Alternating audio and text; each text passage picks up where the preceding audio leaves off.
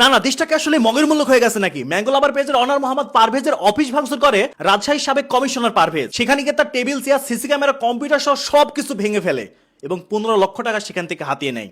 6 বছরে গড়া তিলে তিলে তার একটা ব্যবসা, যেখানে তিনি হালাল ব্যবসা করে খান। আর এই ব্যবসার সাথে আরো অনেকগুলো পরিবার জড়িত। হঠাৎ করে একটা অতর্কিত হামলা করে সেই টুকাইগুলো, গিয়ে সেখানে সম্পূর্ণ অফিস একদম ভাঙচুর করে ফেলে এবং 15 লক্ষ টাকা হাতে নিয়ে চলে যায়। সেই পারভেজ লাইভে কেঁদে কেঁদে বলতেছিল যে আমার সবকিছু শেষ করে ফেলেছে তারা। কিন্তু এখানে অফিস ভাঙার পিছনে দুইটা নিউজ আসছে, একটা হচ্ছে চাঁদাবাজি আর একটা হচ্ছে পারিবারিক শত্রুতা।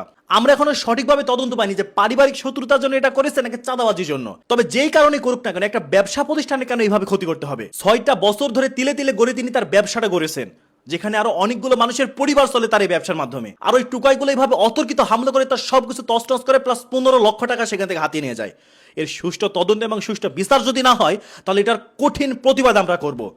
আমরা একজন কন্টেন্ট ক্রিয়েটর, অবশ্যই আরেকটা কন্টেন্ট ক্রিয়েটরের পাশে থাকবো। তিনি হালাল ব্যবসা করে খান, তিনি তার অন্যায় করে চুরি ডাকাতি বাটপারি করেন না। তাই তার সাথে যেটা হয়েছে অবশ্যই অন্যায় হয়েছে, এটা তীব্র নিন্দা এবং প্রতিবাদ জানাচ্ছি আমরা।